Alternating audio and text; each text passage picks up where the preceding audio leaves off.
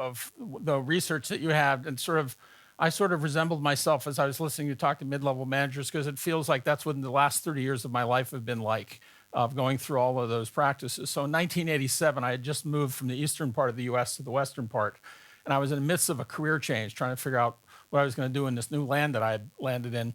And I, at the insistence of a colleague of mine, went to a 2-hour workshop at a conference of a professional organization I was a part of at that point. And it was about difference and building alliance. And I thought I was doing leadership work at the time, relatively early in my career. And I said, I don't have any issues related to difference. I'm a good guy. And I went to this 2-hour session, and literally, as I like to say, the door to the parallel universe opened that day. And I stepped into that and recognized my privilege as a man, my privilege because of my white skin, my privilege because of speaking English as a first language, which is come to be seen as a liability for me as I've gotten older and only speak one language and I'm around people that are fluent in 4 or 5. My privilege as a temporarily able-bodied person, my privilege as at least growing up working class and now moving into a middle upper class economic environment. And I never saw any of this because I just assumed, well, that's all because of my hard work, good looks, and great intelligence. And the reality is that I've been afforded things in my life largely because of memberships in groups that I'm not even aware that I'm even a part of. And for the last 30 years, for the first 10 years, so from 87 to 97, when I was doing cultural diversity work, I was noticing 2 things happening. One is I wasn't getting a lot of work.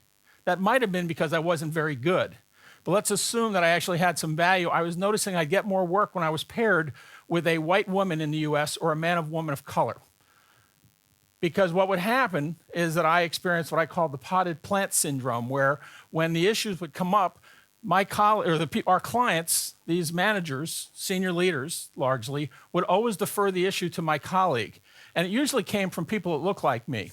And then I watched those really intelligent, passionate, caring men, many of which were white, do the same thing on their teams, where they would always defer the issue to whoever on the team didn't look like them. And I said, I don't think, if inclusion is a leadership imperative, which I certainly believe, I don't think this is a sustainable practice, where you've got some on a team putting others on the team in charge of not just their day job, but saying, how do we build an inclusive culture? And I watched this happen regardless of the industry I was in. So fast forward 3 years ago, I live in Portland, Oregon, on the western part of the US. I'm sitting in the waiting room of the car wash, waiting for my car to come out, and up it comes, I look down on the table, and this is the Bloomberg Business Week cover. Actually, let me go the other way. There it is. New fertility procedure gives women the quest and the choice to have it all. That's the little print. So what do you make of that as you're sitting here looking at that? So that was an actual cover, Bloomberg Business Week, April of 2014. What's some of your reaction to that as you sort of see that without even reading the article? Anybody? You're saying you're surprised it was only 4 years ago? Yeah, 2014. What else? What other reactions do you have? Sad. Say some more. Sad how?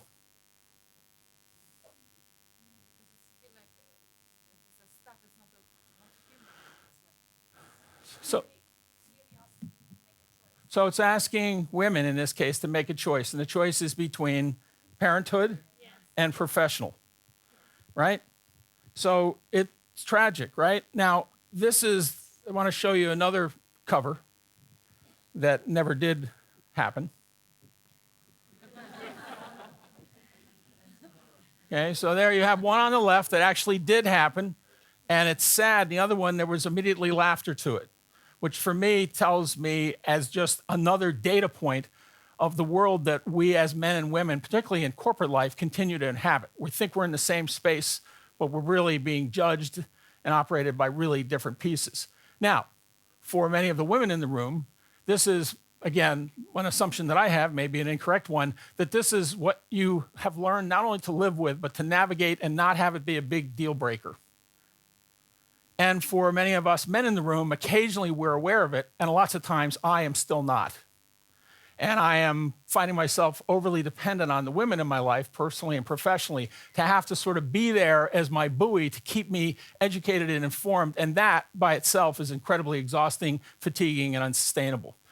So this notion about stepping into this work for me is not about how can I help those people, in this case, half the sky who happen to be female, what I can do to sort of create gender equality, as if somehow that your job is to sort of tell me what to do. And by the way, when you tell me what to do for the 54th time and for the 55th time when I say, I didn't get that, there's a fatigue that sets in, or a lot of annoyance on your part of saying, Bill, how come we have to have this conversation yet again?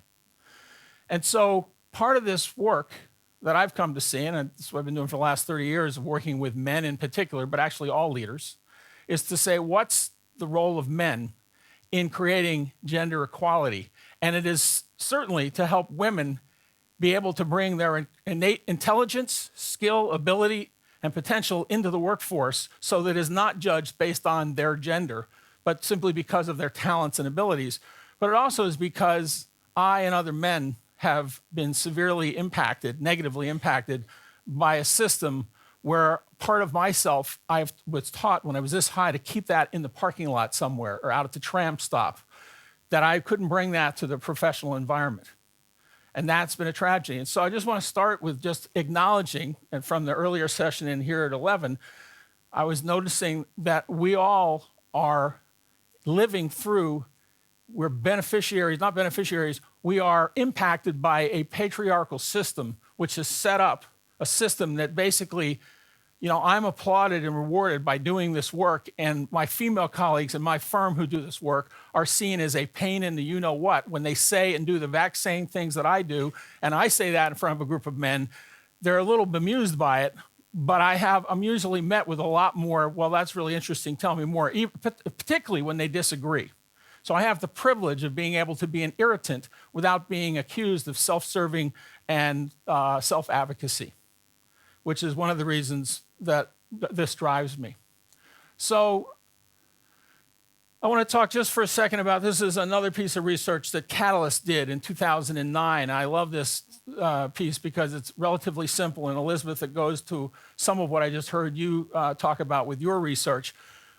They found 3 major obstacles for men for them to be visible gender equality champions. In other words, what stopped men from doing that? And I'm imagining that for many of the men that are in the room here that this might be similar to you. And in a second, I'm actually asked some of the men to actually speak, from not for all men, but just for yourself for a second, to how this, any of this sort of impacts you, how you sort of have grappled with it. Obstacle 1 that really stops men is the lack of understanding or seeing gender equality as a women's issue, to the earlier piece, to equating that. When I think that this is about the other half of the sky, and I'm all in for that, when it gets hard, which it always does, and it's never ending, I lose my ability to sort of stand in the middle of the fire with my colleagues because I don't understand what's at stake for me and other men. So mutual self-interest, incredibly critical, is what this piece of research found. And that certainly has been backed up by our 30 years of work, of working with male leaders. So that's key. What's my interest in this? That parallels and connects with others' interests, in this case, other women, as well as other men. Second obstacle, fear, and this also really linked a lot to what I just heard Elizabeth talk about in a short way. This is fear of, on a couple of levels, men making mistakes. The example I heard 20 years ago, I was working at an energy company in the US. I talked with a man who he said, Bill, he said, I am so unsure as to what to do in the morning. I'm afraid of opening the door for my female colleague, going into the company headquarters because I'm chewed out for that. I'm also chewed out when I don't open the door. I don't know what to do. I try to avoid opening the doors at a very basic sort of courtesy level. So here's a person who is attempting to show up at work in partnership, and he's getting a lot of feedback and data that suggests whatever he does, it's not going to work. So the privilege, again, for many men is we have the privilege of basically backing out of that, going into our man cave or whatever else we want to call it, and to say, I tried it once, it didn't work. And I really, no one's going to think bad of me not to be engaged again. And of course, I believe that that's really problematic. The other piece that's really driving that, though, is really a lot of what you just said, Elizabeth, about the status and rank jobs that we as men have learned to do to ourselves and other men. It's about not fitting into the club. It's about stepping out and literally having a part of your appendage cut off, a little bit like the Monty Python skit where the knight has all the appendages cut off and he's jumping around and yelling, "It's only a flesh wound." For many men, what I've noticed is there's a lot of men in corporate life who feel isolated and incredibly alone, which I know is difficult for lots of times women to understand because you are on the front lines of dealing with a system that is inequitable simply because of your gender, not your skill set. And you've got other men in the system who feel alone and isolated because they don't have a women's leadership resource group. They're taught to suck it up from a young age. Don't ask for help. Don't ask for support. The statistics show that a lot of men do not get mental health care to the degree that women do, and it's not because men have less problems than women. It's because in the system and the society has told men if you show that sign of weakness, you're seen as weak. That's then translated into what a good leader is, which is strong, don't ask for help, show no chinks in the armor, which is fallacy, is impossible, and is inhuman from my perspective. So this fear of making mistakes and fear of other men's disapprovals can really stop some of men just short. So I want to stop at this point, and first of all, I want to acknowledge and appreciate the men that are in the room, and I want to specifically ask the men in the room if you're willing, and to do a short version of this, because this came up at 11. Why are you here? Why did you come to this conference at a personal level? Not because you were told, but what? Anybody willing to say why are you here? What's in it for you? Yes, please, thank you. Yeah, hold on just a second.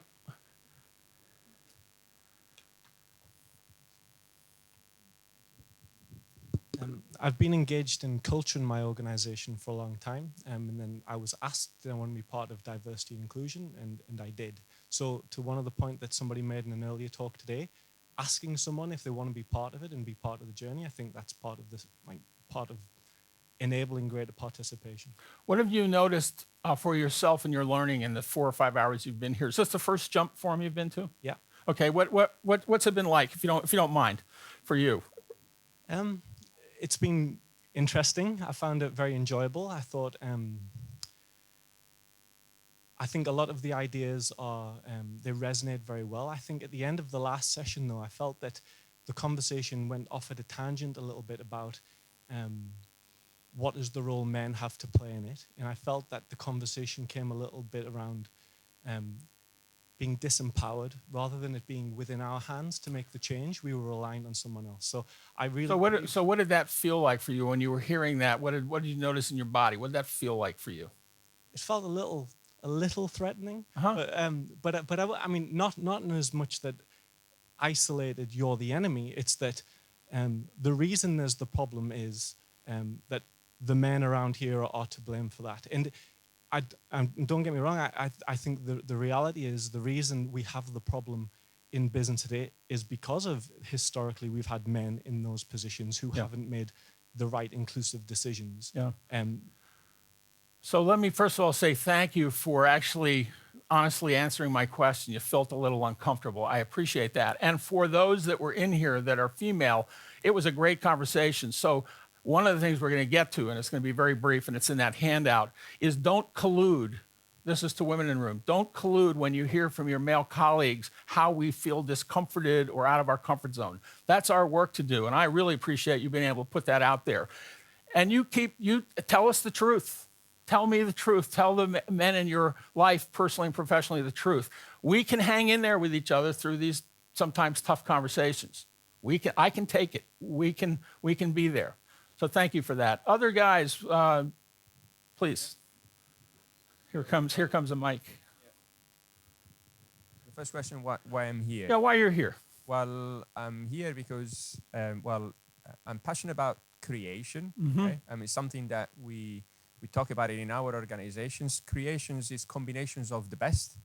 Among the best, you need to combine the best people. And I think that participating to an event like this helps to overcome differences and make sure that we take the best of what we have. and overcome gender inequality will help us to get the best people in the team or the best people in the organizations or whatever, you name it. So you used I was us. hoping to learn something on how to do it. What's one thing that you've learned so far or relearned? Well, one thing that I've learned is the fact that many of the things that we are saying today are valid in multiple occasions, not just in respect to gender Yes. equality. And that was a very good thing for me. And I learned about this concept of empathy, Yeah. and then putting myself in the other shoes. And I realized that on one thing that you were saying before, so I'm Italian, and I moved to the UK for work many years ago. And I realized I can remove my apathy only when suddenly I lost one of the privilege that I had. I was not anymore the same as everybody else. Yes. So I felt different, and suddenly the concept of empathy started to grow in myself. Yes. And that was a very important thing. So thank you for that. There's a piece that I've seen in my career that I see 3 ways that men understand more about what's happening related to gender. First of all, if they have a significant other that's female that's working outside the home, but at the high levels of organizations, it's rare for male or female execs to have that and actually have a life. So lots of times that's not there. If they have a daughter that's post-university and is now in the work world, that's one of the ways that that happens. And then the third way is when you've got, particularly for Americans, because we're a little more cloistered, is when we have an overseas assignment and we get out of the culture and we actually are in someone else's, like you just experienced coming from Italy to the UK. So thanks for that. One other gentleman? Yeah, okay. It started with discussion with my wife. We did the same studies. We went out of university the same moment, and we started working at the same time. And we discussed time to time about our works and how it goes. And I didn't realize. I was like, sometimes she was explaining about how she's struggling. And I was like, no, it's not possible. At the beginning, I wasn't even believing her. Yes. And then she was giving me examples. I was like, whoa, I didn't notice that work. And for me, the first step was to being aware of it. And it took me, sometimes to realize it. And then for me, it was how to went from the passive to the active side and really to participate into being integrative about it. And so if I'm here today, it's really to understand on my point of view and also to be an actor about making the change. Yeah, well, I love that short story you just told about you. First of all, I heard you say, I didn't even believe her. Sometimes because it is so different, I don't believe, but I still need to validate. I don't even need to understand, but validating. I don't know about you, but many men around the globe were really wired about, we want to immediately move from, we hear something like that, we want to go fix it. Anybody else resemble that comment?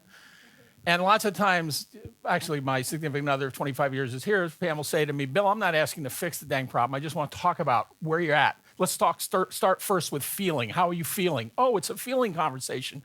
All right, so I can sort of access that as if somehow I've sort of stepped out of one box into another. When I do that enough times, I realized I always have feelings. Part of the cost for me about living in a patriarchal system is that I learned to suppress those feelings when I was this tall or this big and through life, and then mostly feel numb instead, which is also a feeling. But it's a masking of other stuff. And so part of the thing for me is reclaiming over the last 40 years that I am a feeling, empathetic, intuitive, caring, compassionate human being. And the cost for me to not see that myself puts more pressure on the other half of the sky to have to bring that into professional environments. And that's not sustainable for you, for me, for us. So thanks to the 3 of you. Let's go on a little bit. We had a little bit more time. This last obstacle is ignorance. To your point, ignorance should not be confused with lack of an intellectual capability. It's what you've so beautifully put it, what I don't know that I don't know simply because I'm not living in someone else's shoes. This happens to be the person you care the most about, and she's telling you over and over and over, and you were smart enough and loving enough to actually stop and listen to her, particularly when you didn't see it or didn't believe it. Lots of times, the ignorance that I show and other men show, again, this is I don't know that I don't know, gets misinterpreted as, Bill, you must be doing this on purpose because I see you competent and capable over here in your day job, so I don't believe that it's simply you're just blissfully ignorant. that can blow up our partnerships. And what I've seen particularly executive men do in response to that, which I don't think is very helpful, is to do what I call a fake it till I make it approach, because they learn that that's not playing well with their direct reports, and it's costing them. And so they basically get coaching or they get talking points from HR, from legal, and they're now reading stuff. They're saying all the right stuff, but nobody believes them because why? It's coming from up here and not from down here.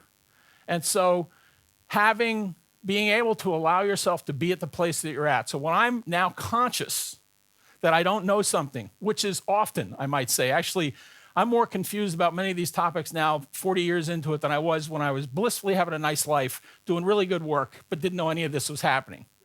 And part of that is being able to be okay not to have conscious incompetence, which is knowing that I don't know, not having that be an end destination where I just sort of set up and build a condo and stay there the rest of my life, but to actually say, this feels really awkward. I'm embarrassed that I don't know this and I'm age 61. I can't believe we're having to have this conversation yet again. I should know better. I've got to go through all of that as a way to sort of see myself through that to be able to get to that next place of conscious competence, which is the quadrant of practice, practice, practice. That's how you get better. That's how behavior changes. Every New Year's I make a resolution. This year I'm going to lose those 40 pounds. I go to the gym twice and it doesn't happen, and then I give up until the next New Year's. So it's about rapidity. You've got to behavior's got to be patterned over and over and over to create new patterns and new habits, okay? How much more time do we have? 10 minutes? Great. So I want to show a little clip. This is, how many of the Procter & Gamble folks here in the audience? So I love the work that you've done around the globe with your public service spots and some of your commercials. This is an Indian product. It's actually laundry detergent, Ariel laundry detergent. There's the plug.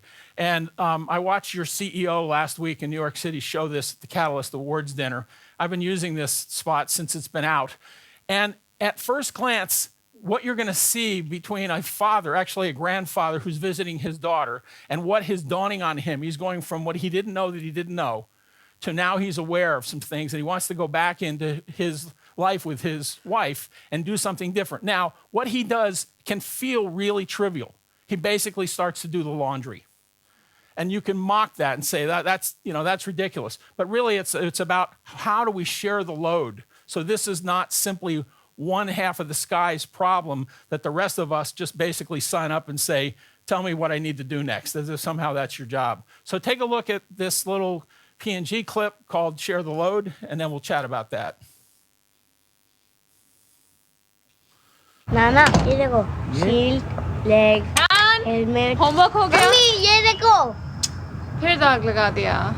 पापा ये लीजिए आपके घर जाने की ticket. Hello yeah I am just going to send you the email in 5 minutes. Yeah give me 5 minutes, I am working on the present. मेरी छोटी सी गुड़िया कितनी बड़ी हो गई, घर घर खेलती थी, अब घर संभालती है, ऑफिस संभालती है। I am so proud and I am so sorry. Sorry कि ये सब तुम्हें अकेले करना पड़ता है। सॉरी कि जब तुम घर घर खेलती थी तो मैंने तुम्हें रोका नहीं। ये नहीं कहा कि ये सिर्फ तुम्हारा काम नहीं है, तुम्हारे हस्बैंड का भी है, पर कहता भी कैसे है। और मेरी ग्रीन शर्ट धो देना। मैंने भी तो कभी तुम्हारी मम्मी की हेल्प नहीं की, और तुमने जो देखा वही सीखा। तुम्हारे हस्बैंड ने भी बचपन में यही देखा होगा। घर घर खेलते वक्त वो टीवी देखने की या न्यूज़पेपर पढ़ने की एक्टिंग करता होगा, और तुम जैसी कोई छोटी सी लड़की चाय बनाने की एक्टिंग करती होगी। उसके डैड की तरफ से सॉरी, तुम्हारे डैड की तरफ से सॉरी, और हर उस डैड की तरफ से सॉरी जिसने कई कई सालों से एक गलत एग्जाम्पल सेट किया।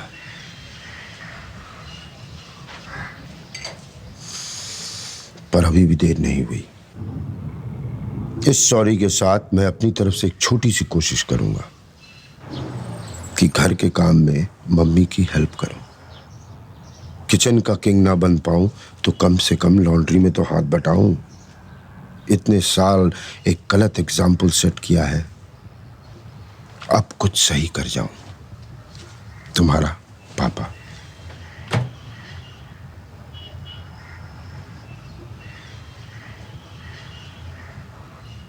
So let's not talk about necessarily laundry, although we really need to do that. That's fine. I want to invite again some of the men in the room to say, so what's it mean for you to share the load related to gender equality? What do you know coming in? What have you relearned again today? What's it mean for you to share the load with gender equality? Anybody? This is for the men, please. And I don't know where the mics. Here it comes. Thank you. Thank you. Maybe I have an insight for it because I had the chance maybe to work for the last of more than 25 years now for companies who already integrated all the gender issues of women. I work for more than 60% of our business is of women. So, but I'm still surprised, and it's in fact the insight for me today is that the discussion is still on men and women. It's not just on the biases and to work on the real biases, because it's not only men and women again.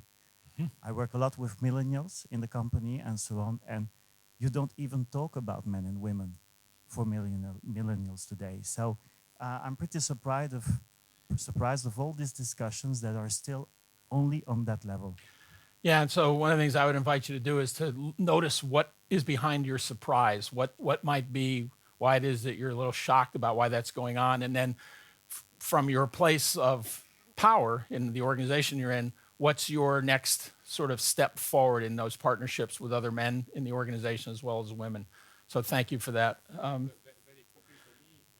Just a little bit louder. Share of load is share of duties. I think that every time you have a situation with either a partner or a team, there needs to be a share of duties. I mean, it's helping each other. There shouldn't be a predefinitions of how these duties should be distributed.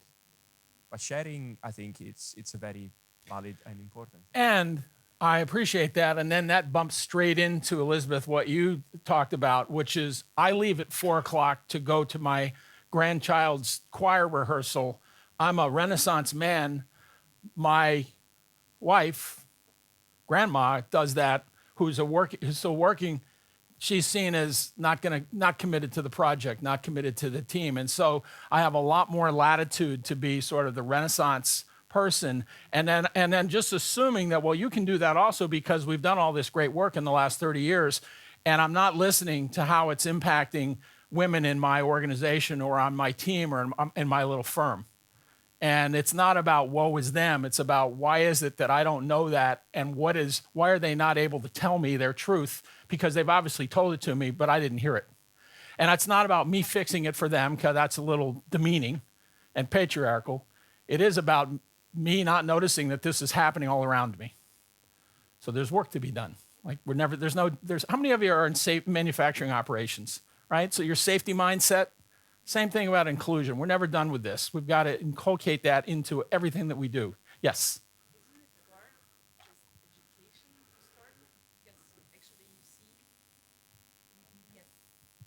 From your childhood, just see it from the beginning. Well, one would think it's just simply a lack of education. I think it starts there. Yeah, but I think it's also really baked into the fact that I've grown up in a patriarchal system that has made me be rewarded to be not able to have to see this with no perceived short and long-term cost. And then it's in this case, my female colleagues. We could have the same conversation about age with millennials. We could have the same conversation about ethnicity, nationality, et cetera. Yes, sir. Personally, sharing the load for me is not even a question. It's about being a team, and the work has to be done. So if it's one or the other, it says the same in the team. If there is 100% to do, okay, everyone does 25, and the work will be done. So if I'm going home, there is something to do, I'll do it. And if she's coming home, she does it. So there is no share of the load. It's only we are a team, we do the load. And together, for us, it's not even a question. Yeah. So I appreciate that at home. Bring it into the corporate life, and we're involved. Our firm is involved with Catalyst with their MARC program, Men Advocating Real Change, and a lot of the work that we do there is saying what's our work with men intervening with other men in a work setting when the conversation goes a little south. Somebody makes an offhanded comment. There's no women in the room. We're noticing it's not okay, and I find myself remaining silent. And I got to say to myself, and this is sort of an American thing, don't kill a mosquito with a hatchet. But at the same time, for me to be silent, I collude with the very behavior that I find objectionable. So how do I raise this back to intervening for me as a man with other men without wanting to sort of take the guy out at the knees? And part of that is sort of some of these tips here that we've collected over the years, which we're not going to get a chance to discuss, but you can use those to look at what's my work with other men, which is a whole nother corner of the universe that's never done.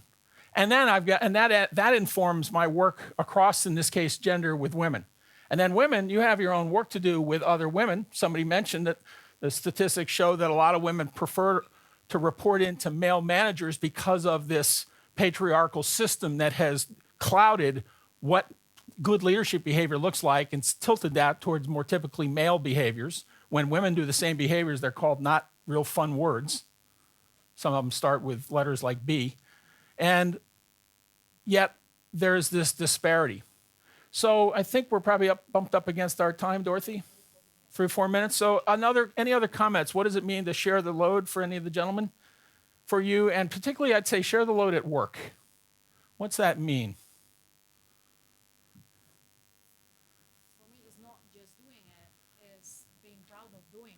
For me, it's not, you said it's not just doing it, it's being proud of doing it. Here comes the mic. No, it doesn't sound like it. So it's not, I'll try to be loud. Okay. It's not just doing and sharing the load, but not being afraid of telling others that you are doing it. So being supportive and stand up for the fact that you are supportive. So share your experience as a man that you are actually doing that. So my husband is not ashamed of saying that he did my daughter's hair, right? But a lot of people do it, but they are ashamed of making it public and making it visible. So we are lucky models. There are actually good men out there, but still the society is telling them to hide. Well, and I think you said, I love it, there's still good men out there. I'd say the vast majority. I would say, so hear me on this. I'd say the vast majority of men in the workplace are good people. We've done a good job of getting egregious forms of mistreatment and misbehavior out of professional environments. I know they still happen. My experience, that's the easy stuff to manage. It's the stuff that I do from a place of really positive intent that I'm not even aware of.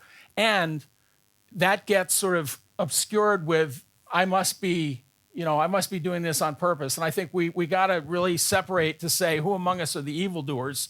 Coming back to one of the earlier American presidents that I thought was the problem, but now we have another. I'm sorry. Anyway, that this is everyone's work. There's no there, as opposed to we are the chosen ones and we're going to go out and sort of save those poor, disparate souls that are the problem. One more person, anything about what's it mean to share the load? And particularly, I want to get another gentleman. Thank you. And if you can at work, perfect. So for me, sharing the load is more about being proactively helping in a way. What happens and what I see at work is that sometimes some of the tasks the men wouldn't take because they wouldn't see the importance of it. And I would say my colleague women, they have this eye to say, okay, this is important and we have to work together. And for me, sharing the load is being more sensitive to what's happening, being understandable about what needs to be done, and taking the load from one to the other, whatever the task is. And that's how I think. Yeah, I love that. It's just really fine-tuning our observational skills to notice stuff that has always been going on, but it just bypassed us for lots of different reasons. And there's something about when you intervene in my behavior, and we've got a permission to be able to do that, that's infectious. It starts to say, let's help to hold each other accountable, to get better, to be better men, to be better colleagues at work, which then takes the load off of our female colleagues that see this go on and say, what's it going to cost me if I bring it to Bill's attention? And they look, and it's because that's not your job. I mean, we can actually, if we actually did more of this, we'd actually get to the real work that we're trying to do to be profitable, if that's your motive, right? So our work really informs how we then come across partnership. Let's hold it there, and Dorothy, come back to you. Thank you very much.